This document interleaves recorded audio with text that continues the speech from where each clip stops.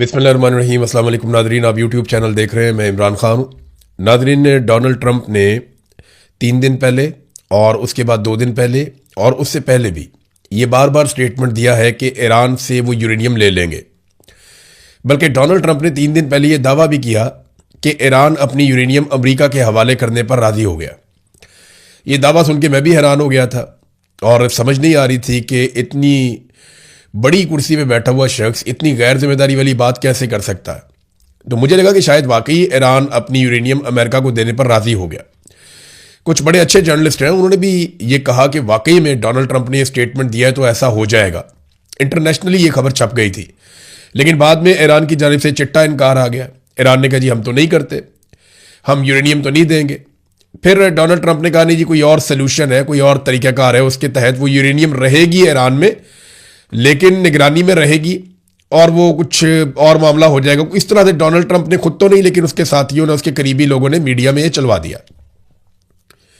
अब Donald Trump ने आज के दिन में एक नया स्टेटमेंट दे दिया। नए स्टेटमेंट में डोनाल्ड ट्रंप ने कहा कि एक ऑपरेशन हुआ था मिडनाइट हैमर। ये ऑपरेशन पिछले साल ईरान के खिलाफ किया गया था अमेरिका और इसराइल की जानिब से। ये जून 2025 की बात है। तो वो जो ऑपरेशन किया गया था, उसके बाद ये दावा किया था डोनाल्ड ट्रंप ने और इसराइल ने कि अब ईरान कभी भी एटमी कुव्वत नहीं बन पाएगा। और उन्होंने कहा था कि हमने ईरान का सारा एटमी मवाद और उसकी तनसीबात तबाह कर दी हैं और हमने लाखों टन मलबे के नीचे उसे ज़मीन के अंदर दबा दिया है और अब हम सैटेलाइट से निगरानी कर रहे हैं, वो कभी भी वो नहीं निकाल पाएंगे और कभी भी एटम बम नहीं बना पाएंगे। ये दावा किया गया था डोनाल्ड ट्रंप की जानिब से और इसराइल की जानिब से, नेतन्याहू की जानिब से। लेकिन जब दोबारा जंग शुरू की गई तो ये कहा गया नहीं जी, वो ईरान एटम बम बनाने वाला है, अगर हम उसके ऊपर हमला ना करते तो चंद हफ्तों में वो एटमी धमाका कर देता। बल्कि नेतन्याहू ने तो चंद दिनों तक की बात की थी। डोनाल्ड ट्रंप ने भी ये कहा था कि ईरान एटमी तजर्बा करने वाला था, इसलिए हमें हमला करना पड़ा। अब आज डोनाल्ड ट्रंप ने दोबारा अपना स्टेटमेंट बदल दिया। उसने कहा कि गुज़िश्ता साल मैंने जो अटैक किया था मिडनाइट हैमर, उसमें सुरंगों के नीचे यूरेनियम दब गई थी और अब उसे निकालना एक बड़ा तवील और एहतियात का और एक लंबा काम है, बड़ा मुश्किल काम है उस यूरेनियम को निकालना। यानी डोनाल्ड ट्रंप, एक आपने कहानी सुनी होगी, वो लोमड़ी छलांग मारती है अंगूरों के गुच्छे पे, वो उसके हाथ नहीं आते, फिर वो भाग कर आती है, जोर से छलांग मारती है, फिर वो उसके हाथ नहीं आते, फिर वो कोशिश करती है, उसके मुंह में पानी आ रहा होता है कि मैं ये अंगूरों के गुच्छे किसी तरह उतार लूं। लेकिन जब काफी कोशिश के बाद भी लोमड़ी वो गुच्छे नहीं उतार सकती तो आखिर में वो लोमड़ी कहती है कि अंगूर ही खट्टे हैं। अब डोनाल्ड ट्रंप जो है वो इस किस्म की बात कर रहे हैं कि जनाब ये तो यूरेनियम दब गई जमीन के अंदर। तो फिर पहला सवाल डोनाल्ड ट्रंप से ये होगा कि अगर यूरेनियम मौजूद नहीं थी तो आपने इतनी बड़ी जंग शुरू क्यों की? इसी यूरेनियम के लिए तो आप लड़े थे। आपने तो कहा था कि एटमी हमला होने वाला है या एटमी धमाका होने वाला है या तजर्बा होने वाला है, तो इसलिए हमने जंग शुरू की। अब डोनाल्ड ट्रंप जो है वो फेस सेविंग लेने के लिए ये कह रहे हैं कि जनाब वो यूरेनियम तो जमीन के बहुत नीचे दब गई है, लिहाजा उस यूरेनियम को निकाला नहीं जा सकता, ये मुमकिन नहीं है। डोनाल्ड ट्रंप ने यह कहा। 22 तारीख तक की जो डेडलाइन है सीज फायर की, जो पाकिस्तान के वजीर आजम को एक ट्वीट भेजा गया, उन्होंने उससे कॉपी पेस्ट किया। वो 2 हफ्ते अब पूरे हो रहे हैं। 22 तारीख को, 22 अप्रैल को डेडलाइन खत्म हो जाएगी और उसके बाद लड़ाई शुरू हो सकती है, क्योंकि सीज फायर की डेडलाइन खत्म होगी तो इसराइल भी हमला कर सकता है, ईरान भी कर सकता है और अमेरिका भी कर सकता है, जैसे कि पहले उनकी लड़ाई चल रही थी। क्या इस सीज फायर में तोसी होगी? तो इसका इम्कान इस बात पे है कि फरीकैन मुज़ाकरात करना चाहते हैं या नहीं करना चाहते। जेडी वेंस जो है वो गुज़िश्ता 2 दिनों से इंतजार कर रहे हैं ग्रीन सिग्नल का, कि तेहरान की जानिब से उन्हें ग्रीन सिग्नल मिले कि हम भी आ रहे हैं मुज़ाकरात करने के लिए, आप भी आ जाए। तो जेडी वेंस तैयारे में बैठ के पहुंच जाए पाकिस्तान, इस्लामाबाद, और मुज़ाकरात का अगला दौर शुरू हो जाए। पाकिस्तान ने पूरी कोशिश की है, ईरान से भी मुलाकात की है, बाकी ममालिक से भी मुलाकात की है, अमेरिका से भी दरख्वास्त की है और बार बार अमेरिका को यह कहा है कि आप लचक दिखाएं। लेकिन अगर अमेरिका लचक दिखाता है तो फेस सेविंग नहीं मिलती। यह बड़ा इशू है अमेरिका के लिए। एक इशू अरब ममालिक के लिए भी बना हुआ है, उस पर हम बाद में बात करते हैं। लेकिन ईरान ने अभी तक कोई जल्दबाजी नहीं दिखाई। आप अगर देखें गुज़िश्ता 5 दिनों के स्टेटमेंट, तो डोनाल्ड ट्रंप का हर रोज स्टेटमेंट आता है कि मुज़ाकरात होने वाले हैं, जंग खत्म होने वाली है, मुज़ाकरात होने वाले हैं, हम बड़ी अच्छी डील करने वाले हैं, हम बुरी डील नहीं करेंगे, ईरानी बड़े अच्छे लोग हैं, ईरानी बहुत बुरे लोग हैं, ईरानियों को हम मारेंगे, हम धमाके करेंगे, नहीं तो मुज़ाकरात कर दें, नहीं तो पूरा मुल्क मैं तबाह कर दूंगा, नहीं तो मुज़ाकरात कर लें, मुज़ाकरात होने वाले हैं, मेरी टीम रेडी है। ये बात डोनाल्ड ट्रंप हर थोड़ी देर के बाद कहते हैं। एक ऐसा घंटा भी गुजरा जिसमें डोनाल्ड ट्रंप ने 47 पोस्टें कर दी अपने ट्रुथ सोशल मीडिया पे। ये तो ऐसा लगता है वर्ल्ड रिकॉर्ड बनाने जा रहा था अमरीकी सदर। दुनिया के किसी सरबराह मुमलिकत ने इस तरीके से ट्वीट नहीं किए। ये नहायत गैर संजीदा और फ्रस्ट्रेशन वाला मामला था। देखिए, मुज़ाकरात के लिए अमेरिका डेस्परेट है। ईरान ने कभी नहीं कहा कि मुज़ाकरात हम करना चाहते हैं, बल्कि हम सब ये जानते हैं, पूरी दुनिया ये जानती है कि अभी मुज़ाकरात में जो ताख़ीर हो रही है वो ईरान की वजह से हो रही है, अमेरिका की वजह से नहीं हो रही। ईरान तो पाकिस्तान के साथ वाला मुल्क है, वो 1-2 घंटे में आ जाएंगे पाकिस्तान में। असल मसला जो है वो अमेरिका का है। उनका तो बड़ा लंबा सफर है, लेकिन वो आने के लिए तैयार है और ईरानी कोई जल्दबाजी नहीं दिखा रहे मुज़ाकरात के लिए या आगे बढ़ने के लिए। एक चीज और है कि ईरान अपने मुतालबात में मुस्तकिल है। यानी पहले दिन ईरान ने जो मुतालबात किए वो आज भी वही मुतालबात हैं कि आप नए हुर्मुज़ को हम नए तरीके से कंट्रोल करेंगे, हमारे ऊपर पाबंदियां खत्म की जाएं, हमारा हक हमें वापस दिया जाए, जो उनके असासे हैं उनको वापस दिए जाए, हमारे नुकसानात का अदाला किया जाए और आइंदा इस बात की एक पक्की गारंटी दी जाए कि दोबारा ईरान के साथ जंग शुरू नहीं की जाएगी। वो जो मुतालबात ईरान के पहले दिन से हैं लगभग वही मुतालबात अभी भी हैं। दूसरी जानिब अमेरिका के मुतालबात तब्दील होते रहते हैं क्योंकि उन्हें फेस सेविंग नहीं मिल रही। कभी वो बड़े सख्त मुतालबात करते हैं, कभी उनके मुतालबात बड़े नरम हो जाते हैं, लेकिन जब तनकीद होती है तो दोबारा सख्त मुतालबात पे आ जाते हैं। तो उनके मामलात ऊपर नीचे हो रहे हैं। एक चीज नादरीन आप याद रखिएगा कि पाकिस्तान में होने वाले मुज़ाकरात में 2 अहम फरीकैन हैं, एक अमेरिका और दूसरा ईरान। लेकिन एक बात अपने जहन में हम सबको रखनी है कि इसमें कुछ और भी स्टेक होल्डर्स हैं जो बहुत बड़े स्टेक होल्डर्स हैं। एक इसराइल बहुत बड़ा स्टेक होल्डर है और दूसरे अरब ममालिक एक बहुत बड़ा स्टेक होल्डर है। ये हम सब जानते हैं, खुलकर इसके ऊपर बात नहीं होती, खासतौर पे जिस खित्ते में हम रहते हैं वहां तो नहीं होती, कि अरब ममालिक और ईरान के बीच में एक चपकलिश चल रही है और ये कई दहाइयों पर मबनी है। ये एक दूसरे को बिल्कुल पसंद नहीं करते, बल्कि अरब्स अपने लिए खतरा समझते हैं ईरान को। ये एक शिया सुन्नी डिवाइड भी है जो बहुत पुरानी मौजूद है, हम सब इसे जानते हैं, कोई ढकी छुपी चीज ये नहीं है। अब मामला यह है कि ये जो अरब ममालिक है इनका क्या बनेगा। देखिए, अरब ममालिक के 3 बड़े कंसर्न हो सकते हैं इस सारी लड़ाई में। इसराइल के भी इसी किस्म के कंसर्न हो सकते हैं। ईरान अगर एक एटमी कुव्वत बन भी जाता है तो क्या वो किसी अरब मुल्क के ऊपर एटम बम मारेगा? कभी नहीं मारेगा। और कभी किसी मुसलमान मुल्क पे एटम बम नहीं मार पाएगा। ये बात अरब ममालिक जानते हैं, अच्छे से जानते हैं। ईरान अगर कभी एटमी मुल्क बना तो इससे सबसे बड़ा खतरा इसराइल को रहेगा। यह सबको पता है कि इसराइल ही खतरे में रहेगा अगर ईरान एटमी कुव्वत बन गया तो। जैसे पाकिस्तान एटमी कुव्वत बना तो खतरा इंडिया के लिए था। इसराइल तक तो हमारे मिसाइल अभी नहीं जाते, लेकिन इंडिया के लिए सबसे बड़ा खतरा था और इसराइल को यह लगता था कि पाकिस्तान एटमी कुव्वत बन गया तो इसराइल के लिए भी एक खतरा है। ईरान एटमी कुव्वत बना तो मुसलमान मुल्कों को ऐसा खतरा नहीं होगा। तो उनका मसला क्या है या इसराइल के बाकी प्रॉब्लम्स क्या है? ये 3 ऐसी चीजें हैं जो मुज़ाकरात में डिस्कस नहीं हो रही। यानी वो कंसर्न जो अरब ममालिक के और इसराइल के हैं वो मुज़ाकरात में डिस्कस क्यों नहीं हो रहे? उनमें सबसे पहले ये है कि मिसाइल और ड्रोन प्रोग्राम। यानी अरब ममालिक ईरान को ताकतवर नहीं देखना चाहते, इसराइल भी ईरान को ताकतवर नहीं देखना चाहता। तो इसराइल का जो मिसाइल और ड्रोन प्रोग्राम है जिसके जरिए से उसने अभी तहबाला कर दिया पूरे रीजन के अंदर अमेरिकी हथियारों को, वो खतरा है इनके लिए, खित्ते में मौजूद ममालिक के लिए। तो उनकी एक जरूरत है कि इसराइल का जो मिसाइल और ड्रोन प्रोग्राम है उसका खात्मा हो जाए। दूसरा, वो ईरान के अंदर एक रजीम तब्दील करना चाहते थे। वो ईरान में एक ऐसी हुकूमत चाहते थे जो खामनाई से आज़ाद हो, या वो जो एक मजहबी हुकूमत ईरान में बनी हुई है जिसको इंतहा पसंद हुकूमत कहते हैं, अरब ममालिक और इसराइल ये चाहते थे वहां पर रजीम तब्दील हो जाए। तीसरा, ईरान कुछ प्रॉक्सीज को सपोर्ट करता है अरब ममालिक और इसराइल के मुताबिक, जिनमें हिजबुल्लाह है, हमास है, हौसी है, और दीगर कुछ ग्रुप हैं जिन्हें ईरान सपोर्ट करता है इस रीजन में। अरब ममालिक ये चाहते हैं कि ईरान वो सपोर्ट भी खत्म कर दे और वो सपोर्ट ना कर पाए। तो इसके लिए जरूरी है कि ईरान में एक नई हुकूमत बन जाए, ये प्रॉक्सीज की सपोर्ट बंद हो जाए और ईरान का मिसाइल और ड्रोन प्रोग्राम मजीद महदूद हो जाए या खत्म हो जाए। ये चीजें तो टेबल पे ही नहीं है।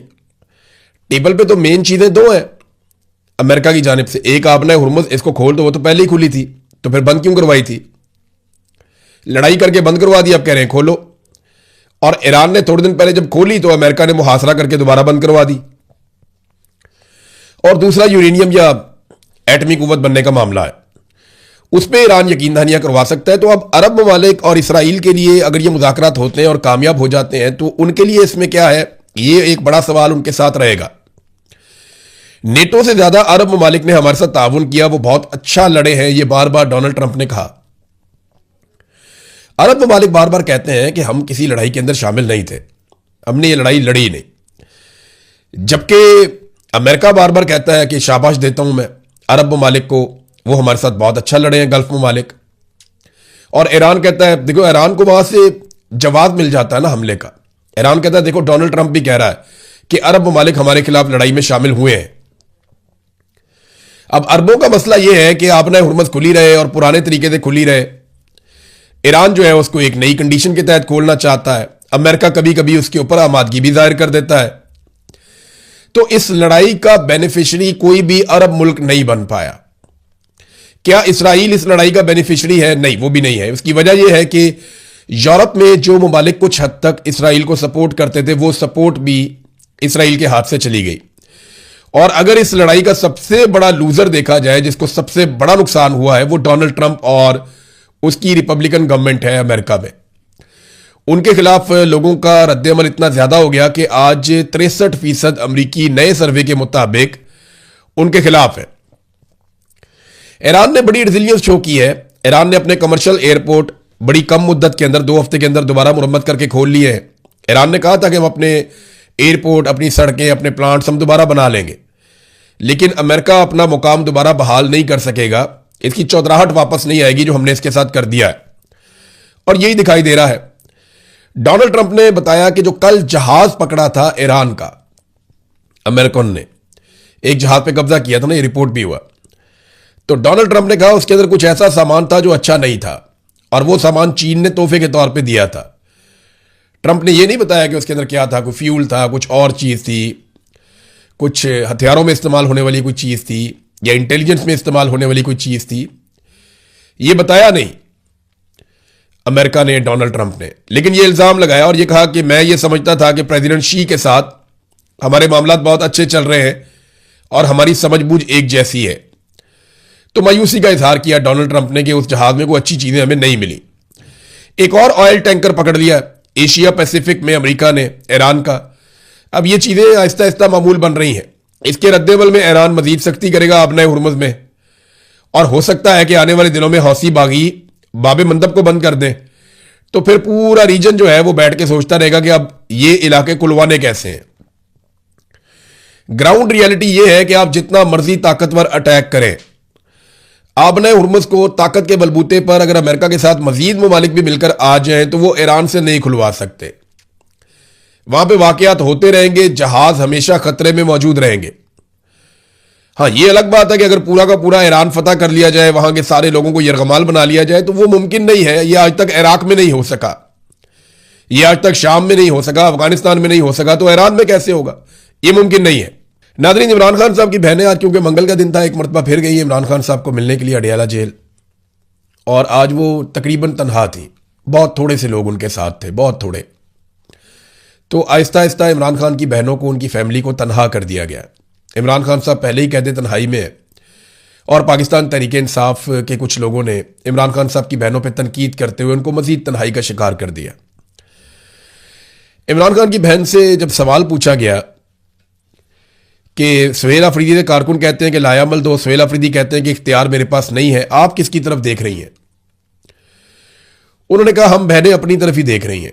हम पार्टी से दबाव बढ़ाने का कहते हैं, रिक्वेस्ट करते हैं कि प्रेशर डालें, तो ये गुस्सा कर जाते हैं। हमें कहते हैं कि आप मुदाखलत कर रही हैं। हम इनसे क्या मांग रहे हैं? सिर्फ दबाव डालने का ही तो कह रहे हैं। हम बहनें आती रहेंगी, हम पर हर किस्म का तशद्दुद इस्तेमाल कर लिया। हमने तो तहरीक इंसाफ की तंजीमी ओहदेदारान को यहां बुलाया हुआ है कि हमारी मदद करें। वर्कर्स को तो पकड़ कर ले जाते हैं यहां से जब वो आते हैं। अलीमा खानम ने जलसे के बारे में भी कहा कि जलसा आप मनसूख कर रहे थे तो कम से कम इमरान खान का अस्पताल में इलाज ही करवा लेते। हुकूमत के ऊपर दबाव था, वो ये चाह रहे थे कि पूरी दुनिया में अच्छा इमेज जाए, तो बड़ी अच्छी बात थी, ठीक है अच्छा इमेज जाता, लेकिन कम से कम इमरान खान का अस्पताल में इलाज करवा लेते इस दबाव के जरिए से। तो हम अगर पाकिस्तान तहरीक इंसाफ से मदद नहीं मांगेंगे तो किससे मांगेंगे? क्योंकि वो इमरान खान की पार्टी है और ये लोग इमरान खान का नाम लेकर वोट लेकर इक्तदार में आए हुए हैं, और हर वोट देने वाले को हक है कि वो सवाल उठाए, तो हम भी सवाल उठाते हैं। ये हालात हैं इस वक्त अडयाला के बाहर। मैंने आज मनाजिर देखे तो मुझे लगा कि शायद पाकिस्तान तहरीक इंसाफ की जो क़यादत है उन्होंने अमली तौर पे कुछ और फैसला किया है। अब पता नहीं वो क्या सोच रहे हैं, उनके दिमाग में क्या है। हो सकता है कोई चीज़ उनके पास ऐसी है जिसके बारे में अभी मीडिया को नहीं बताया गया, या कम से कम इमरान खान की बहनों को नहीं पता। दूसरी तरफ मियां नवाज शरीफ को एक मरतबा फिर लॉन्च किया गया है और नवाज शरीफ साहब कौम की खिदमत करने के लिए मैदान में आ गए।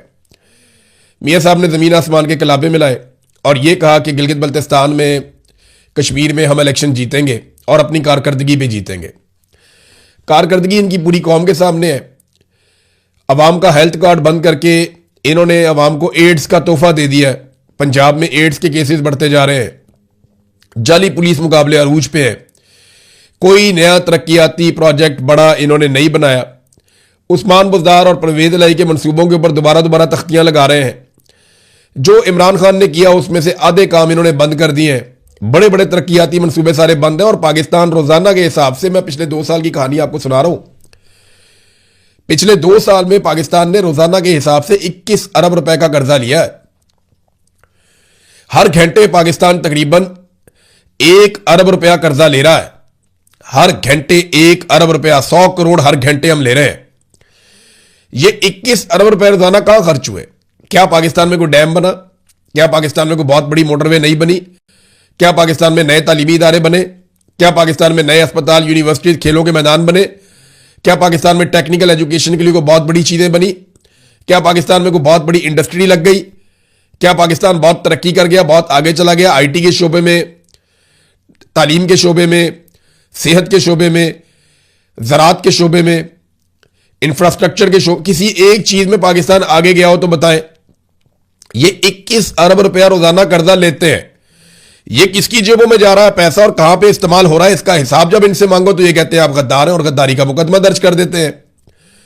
पाकिस्तान की तारीख का रिकॉर्ड कर्जा इन्होंने पिछले 2 साल में लिया है और जो तरक्याती मंसूबे थे उनकी रिकॉर्ड बंदिश भी हुई है। यानी कोई बड़ा तरक्याती मंसूबा ये हुकूमत इस वक्त नहीं चला रही। मेरी पाकिस्तानियों से गुजारिश है कि इससे पहले कि नवाज शरीफ वाकई खिदमत करने के लिए मैदान में आ जाएं, आप उनके आगे हाथ जोड़ लें, उनकी मिन्नत कर लें। मियां साहब को कहें मियां साहब अल्लाह का वास्ता और खिदमत ना कीजिएगा। मियां साहब की खिदमत की सिर्फ 2 मिसालें आपके सामने रखूंगा, आप सर पकड़ के बैठ जाएंगे। छोटी छोटी 2 मिसालें, एलएनजी टर्मिनल और आईपीपीज। यानी गैस आए या ना आए, आपने हर महीने $15 मिलियन देने हैं टर्मिनल्स को। यह मियां साहब का कैपेसिटी पेमेंट वाला एक मुआहदा। आज कतर में गैस नहीं दे रहा, लेकिन हम एलएनजी टर्मिनल को $15 मिलियन दे रहे हैं हर महीने। एलएनजी पैसा हम दे रहे हैं, हमारे पास गैस नहीं है और अवाम की जेब कट रही है। यह मियां नवाज शरीफ ने किया। आईपीपीज वो भी ऐसे ही है। बिजली आए या ना आए आपको बिल देना पड़ेगा।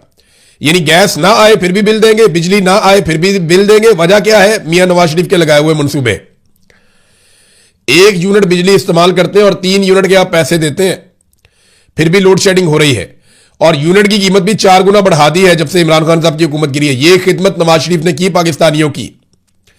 मियां साहब के आगे पूरे पाकिस्तान को हाथ जोड़ने चाहिए। मियां साहब बड़ी मेहरबानी, हमें और खिदमत नहीं करवानी। बहुत शुक्रिया आपका, आपने बड़ी कौम की ऐसी तैसी फेर दी, आप जाके घर बैठे हैं सर, बड़ी मेहरबानी। जिस तरह के आपने मंसूबे लगाए हैं, ये मंसूबे अगर आप ना लगाते तो आज पाकिस्तान कहां से कहां पहुंच जाता। अगर हम अपने वसाइल पे भरोसा करते, हम पानी से बिजली बनाते, हम बाकी जो सोर्सेज हैं उनसे हम बिजली बनाते और आईपीपीज के चक्कर में, इतनी बड़ी बड़ी कमीशनों के चक्कर में हम ना पड़ते जो शहबाज शरीफ का बेटा तक लेता है, तो आज पाकिस्तान शायद आगे निकल जाता। लेकिन इन्होंने हमेशा अपनी ज़ात को आगे रखा पाकिस्तान से। अब तक के लिए इतने, अपना ख्याल रखिएगा, अपने इस चैनल का भी। अल्लाह हाफ़िज़।